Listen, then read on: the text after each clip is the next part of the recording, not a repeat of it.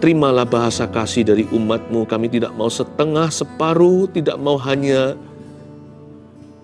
berada di pelataran Tuhan. Kami masuk gerbang pujian, kami ingin bertemu Tuhan di ruang tahta kasih karunia. Tuhan, jawab doa umat-Mu. Sebentar lagi ketika kami mendengar firman juga Tuhan berbicaralah. Sampaikan sabda-Mu, ubahkan hidup kami semua. Sembunyikan hamba sekali lagi Tuhan di balik salib-Mu yang mulia. Dalam nama Yesus. Haleluya. Amin. Praise the Lord. Langsung saya ajarkan firman Tuhan. Buka bersama dengan saya di kitab Kejadian pasal yang ke-11. Ambil catatan. Beri judul seperti ini. Bahasa kacau, proyek berhenti. Kuasa komunikasi. Sekali lagi, bahasa kacau, proyek berhenti, titik 2. Kuasa komunikasi. Kita mesti libatkan Tuhan secara sengaja dalam komunikasi kita, agar perkara-perkara ilahi yang terjadi. Tuhan menyediakan perkara besar bagi setiap orang yang mau hidup benar. Dan hidup benar itu juga dimulai di dalam lidah bibir kita. Mulut kita itu ada kuasanya. Karena itu kalau datang sama Tuhan itu jangan bahasa keluhan semata-mata, mengeluh melulu. Kita harus belajar satu bahasa ini bukan bahasa asing. Tapi bahasa yang kita semua bisa asal kita mau sengaja, yaitu bahasa syukur kepada Tuhan atau thanksgiving. Demikian pula kita jangan pakai mulut kita perkataan untuk menjatuhkan. Kita harus saling memberkati. You have to bless people with your mouth. Karena hidup mati dikuasai lidah. Siapa suka mendengungkannya akan makan buahnya. Itu yang membuat rumah tangga akhirnya pecah itu apa? Biasanya adalah komunikasi yang salah. Kalau dikit-dikit kita bilang cerai. Atau selalu kita bullying. Bully itu bisa juga verbally, nggak harus secara fisik. Lebih sakit.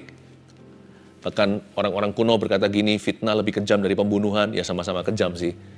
Tapi fitnah juga sama, karena orang kalau dibunuh udah mati. Tapi kalau fitnah, orang itu menanggung seumur hidupnya. Atau orang itu akan hidup-hidup sakit hati. Karena itu hati-hati. Komunikasi yang salah dalam sebuah tim, membuat tim itu nggak kompak. Komunikasi yang tidak bijaksana bisa mencelakakan kita. Selain itu yang paling penting di atas segalanya adalah komunikasi dengan Tuhan. Jangan sampai asal-asalan. Mari kita buka. Sudah dibuka ya Kejadian pasal 11 ayat 5-9. Ini sebenarnya cerita tentang Menara Babel. Cerita yang klasik itu tapi seringkali kita lupakan karena kita mendengarnya di sekolah minggu. Dan sesuatu yang sifatnya ya sudah dalam pengetahuan umum. Malah bahaya kalau segala sesuatu itu hanya di angan-angan atau di atas sini saja nggak pernah kita renungkan, malah tidak berguna nanti dalam kehidupan kita. Menara Babel hari ini saya coba kupas, tapi nggak bisa kupas seluruh ceritanya, sebagian saja di ayat 5. Saya baca ya, lalu turunlah Tuhan untuk melihat kota dan menara yang didirikan oleh anak-anak manusia itu, Menara Babel. Dan ia berfirman, mereka ini suatu bangsa dengan satu bahasa untuk semuanya. Ini barulah permulaan usaha mereka. Mulai dari sekarang, apapun juga yang mereka rencanakan, tidak ada yang tidak akan dapat terlaksana. Baiklah kita turun dan mengacau balaukan di sana bahasa mereka, sehingga mereka tidak mengerti lagi bahasa masing-masing. Demikianlah mereka diserahkan Tuhan dari situ ke seluruh bumi, dan mereka berhenti mendirikan kota itu. Itulah sebabnya sampai sekarang nama kota itu disebut Babel. Karena disitulah dikacau balaukan Tuhan, bahasa seluruh bumi, dan dari situlah mereka diserahkan Tuhan ke seluruh bumi atau seluruh dunia. Saya langsung aja kepada penghabisan cerita Menara Babel. Di episode tengah-tengah, Tuhan turun untuk melihat kota. Di ayat 5, lalu turunlah Tuhan untuk melihat kota dan menara yang didirikan oleh anak-anak manusia itu. Tuhan turun di sini itu seperti apa ya? Seperti Sodom dan Gomora. Tuhan turun dalam wujud fisik, inilah penampakan Yesus Kristus di Perjanjian Lama. Kalau Sodom Gomora, Tuhan turun dengan malaikat. Kalau yang ini nggak ditulis lebih lanjut. Lalu di ayat 6, dan ia berfirman, mereka ini suatu bangsa dengan satu bahasa untuk semuanya. Ini barulah permulaan usaha mereka. Mulai dari sekarang, apapun juga yang mereka rencanakan, tidak akan ada yang mustahil. Tidak ada yang tidak akan dapat terlaksana. Kayaknya ayat 6 ini Sekilas kalau orang tidak kenal Tuhan bisa salah sangka mengira bahwa Tuhan itu punya rasa kurang aman alias terancam. Enggak. Siapa bisa ngancam Tuhan? Siapa bisa jadi saingannya? Siapa mampu jadi penasihatnya? Tuhan itu nggak punya lawan. He has no equals. Dia nggak punya sebaya. Nggak punya setara. Allah kita itu satu-satunya, tiada yang lain di sampingnya. Tiada seperti dia. Ayat 6 ini dibaca dengan pewahyuan yang benar.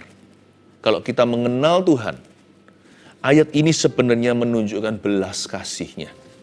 Kok bisa?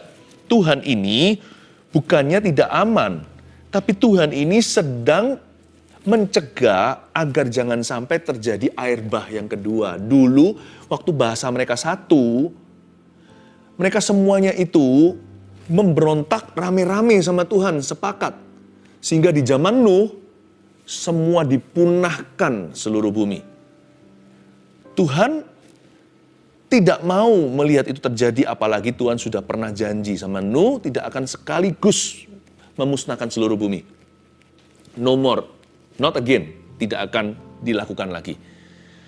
Dan supaya jangan sampai manusia mencoba Tuhan melakukan itu, karena Tuhan tidak berniat untuk ingkar janji, Tuhan harus memecah belahkan mereka, memisah-misahkan berdasarkan language and culture, linguistically and geographically, atau secara geografis dan juga secara linguistik atau secara bahasa. Supaya mereka nggak pernah bisa sepakat. Virus aja untung ada border negara. Untung ada perbatasan di mana orang masuk perlu visa. Kalau nggak gitu, sudah habis kena pandemi. Sebentar aja seluruh bumi. Ini bukan pandemi virus, ini pandemi dosa. Jadi sebetulnya Tuhan itu berbelas kasih. Tuhan ngomong begini loh ayat 6 sekali lagi. Mereka ini satu bahasa dengan satu bangsa dengan satu bahasa untuk semuanya. Ini baru permulaan usaha mereka. Ini cikal bakal pemberontakan lebih besar. Karena dari awal sudah nggak beres nih. Ya saya nggak bahas di saat teduh ini nanti. Itu ada bagiannya nanti. Bagian ini saya bahas di kesempatan yang lain. Sebenarnya mereka membangun Menara Babel itu kelihatan kok. Dari awal itu nggak beres. Dari sejak sononya, dari sejak dini dan perencanaan blueprintnya itu udah kelihatan. Itu dibangun karena ketidakpercayaan. Dan dibangun karena keangkuhan, kesombongan, serta pemberontakan. Tuhan udah bisa nilai dari awal. Diagnosa Tuhan tidak pernah salah. Ini orang-orang satu bangsa dengan satu bahasa untuk semuanya. Ini baru permulaan usaha mereka.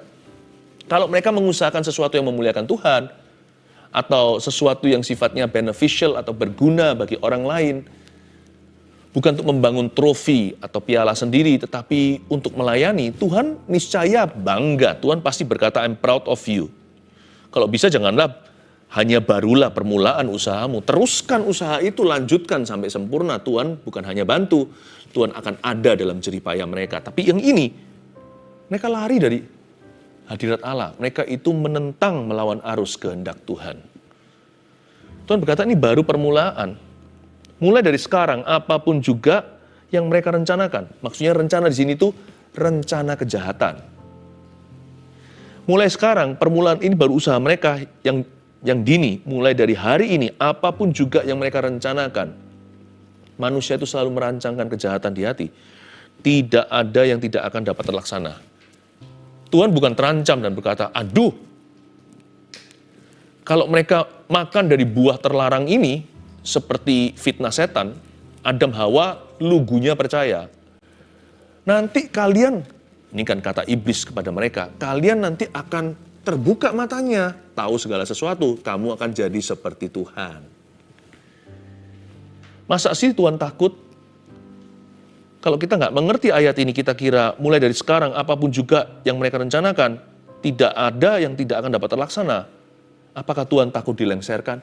Mana ada orang bisa mendekati Tuhan kalau bukan karena kasih Yesus.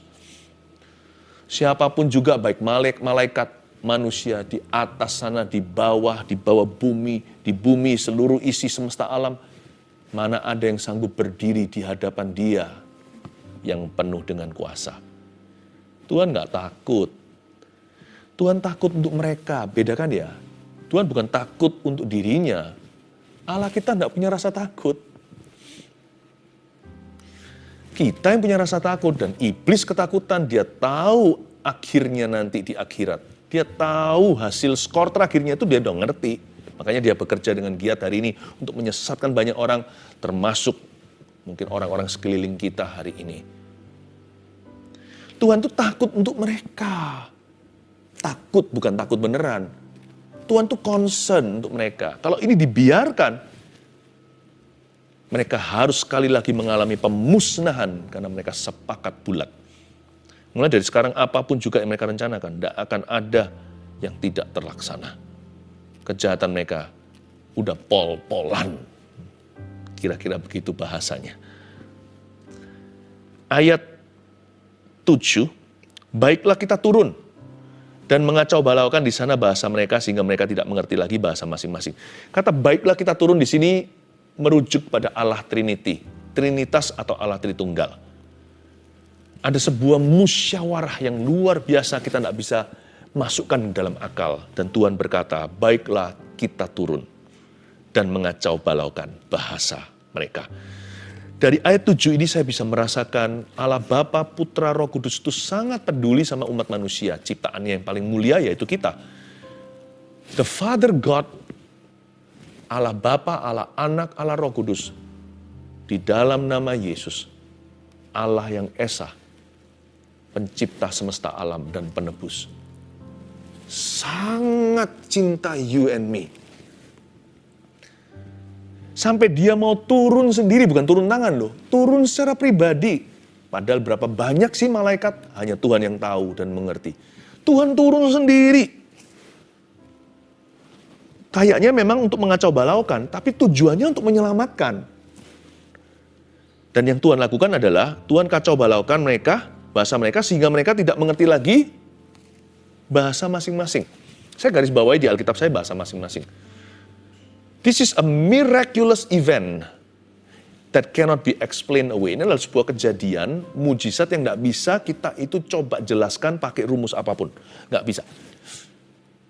Bahkan ilmuwan pun harus setuju bahwa bahasa itu terlalu kompleks untuk bisa diciptakan oleh otak manusia.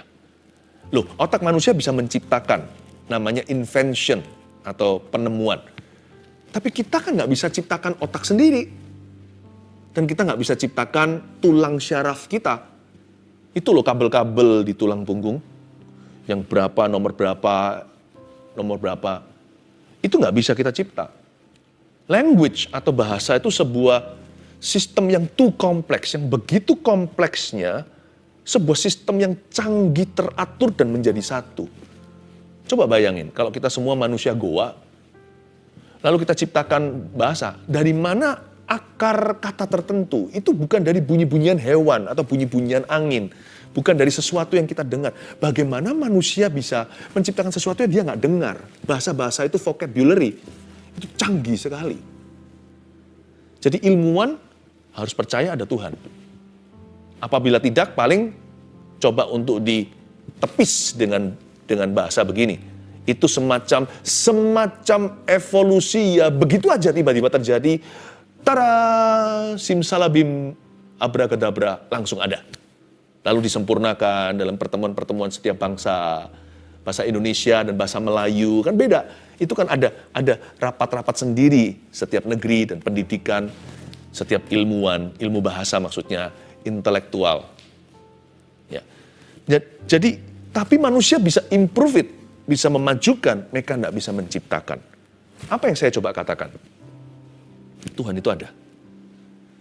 Nggak usah lihat Alkitab sebelumnya saja kita harus percaya. Kita lihat langit, bumi, kita lihat semua ciptaan, kupu-kupu, stripnya satu dengan strip yang lain sama. Alam semesta ini saksi hidup 24 jam sehari bahwa Allah itu ada dan dia bertahta di atas ciptaannya. Bahasa yang kau pakai aja. Itu saja adalah satu bukti. Bahasa Indonesia, bahasa Inggris, Chinese, bahasa Thailand, bahasa Arab, semua bahasa. Nah, ayat yang 8, demikianlah mereka diserahkan Tuhan dari situ ke seluruh bumi dan mereka berhenti mendirikan kota itu. Tuhan hentikan pandemik dosa. Itulah sebabnya sampai sekarang nama kota itu disebut Babel.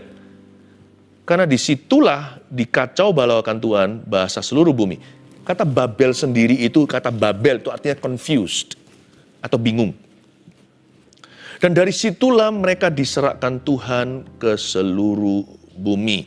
Aneh ya, demi mengacau balaukan manusia supaya nggak sepakat dalam dosa, Tuhan kacauin bahasanya.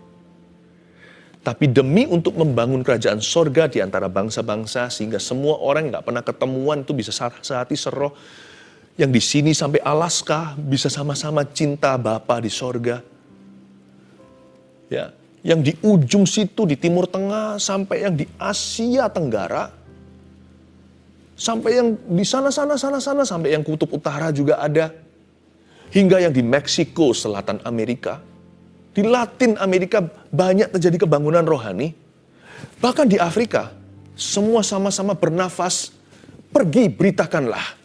Beritakan bahwa Yesus akan datang kembali. Beritakan Injil kerajaan Allah. Kok bisa ya? Dipersatukan kapan? Ayo. 2000 tahun lalu, lewat one language, satu bahasa. Dipersatukan kembali, bukan menara Babel. Kali ini, di sebuah menara juga, loteng atas tingkat 2, saya pernah ke sana tempat bersejarah itu, di Yerusalem tepatnya. Dan kejadian itu adalah tepat pada waktu perayaan Pentakosta. That's powerful, isn't it? Mau kacau balaukan supaya mereka nggak sepakat dalam dosa, kacauin bahasa. Tapi ketika Tuhan memanggil semua kembali, orang-orang ditebus dari bangsa-bangsa supaya mereka bersatu, sepakat membangun kerajaan sorga. Di mana-mana, di seluruh kolong langit ini, Tuhan beri mereka bahasa satu. One language, one book. Ini juga suatu bahasa Tuhan, Alkitab. Coba bayangin orang kita yang di Indonesia dengan mereka yang di Jerman. Beda aja bahasa buminya. Tapi bahasa kasih dan kebenarannya bisa sama loh. Kalau mereka sungguh-sungguh, kita sungguh-sungguh di sini. Bahasa Jerman itu susah sekali. Lalu kita baca, contohnya di kitab Kejadian. Mereka juga kitab Kejadian di sana. Kita baca Yohanes 3 ayat 16. Karena begitu besar kasih Allah kepada dunia, Ia memberikan anak yang tunggal supaya barang siapa percaya tidak binasa melainkan beroleh hidup yang kekal. Di sebelah situ, bahasa Perancis juga begitu. We become like-minded. One book, satu Alkitab, satu buku. Tuhan membuat kita semua bersatu. In the same kingdom, the kingdom of His Son. Dalam satu kerajaan anak domba Allah. Lalu, deeper than that, deeper than normal conversation, lebih dalam daripada hanya perbincangan biasa, atau manusia, hi, how are you, I'm fine, thank you. Halo, apa kabar? Baik, bagaimana dengan dirimu? Kita masuk ke dalam bahasa yang supranatural, agar kita bisa menangkap sinyal-sinyal, mendapat kuasa yang sama, dan sebuah keberanian gak semua yang bisa kita taruh dalam bahasa intelektual. Sifatnya seperti api, seperti ada suatu dorongan di dalam hati untuk pergi ke Filipi, Kolose seperti Paulus, pergi ke Korintus. Kita diutus dalam tuntunan-tuntunan adikodrati yang sifatnya supra alamiah hanya karena kita berbahasa lidah. Ketika saya melayani Tuhan, waktu dulu sebelum zaman pandemi COVID-19, saya diizinkan Tuhan pergi ke tempat-tempat yang Roh Kudus tuntun. Saya pergi contohnya ke benua tertentu. Saya ketemu dengan umat Tuhan di situ. Baru ketemu, kok langsung sehati seroh ya? Saya nggak bisa jelaskan. Padahal mereka bicara bahasa mereka, saya harus khotbah dalam bahasa Inggris.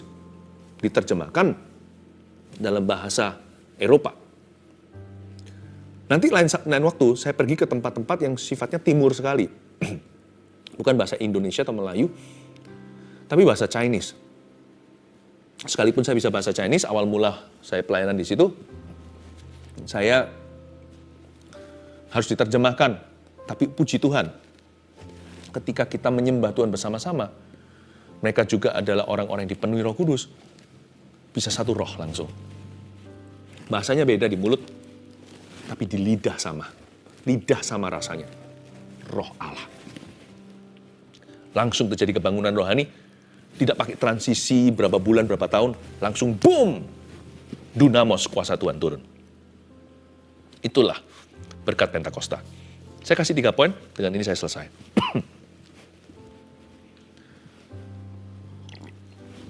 Bahasa kacau, proyek berhenti. Kuasa komunikasi nomor 1. Komunikasikanlah hati dengan kata-kata. Ini hikmat-hikmat yang kita bisa petik lewat pengajaran ini. Komunikasikanlah hati dengan kata-kata. Karena ada kuasa dalam komunikasi. Buktinya ketika mereka salah, lebih baik dikacauin daripada mereka sepakat untuk berdosa. Salah paham itu boleh terjadi kalau sama-sama mau berbuat kejahatan. Tapi mau berbuat kebenaran, kesatuan hati lebih berguna. Makanya itu, belajarlah untuk mengkomunikasikan hatimu dengan kata-kata. Hati itu juga isinya visi. Kalau Anda punya satu visi, Anda punya satu rencana, jangan harapkan orang lain otomatis mengerti, karena mereka nggak mau tahu, mereka bukan Tuhan.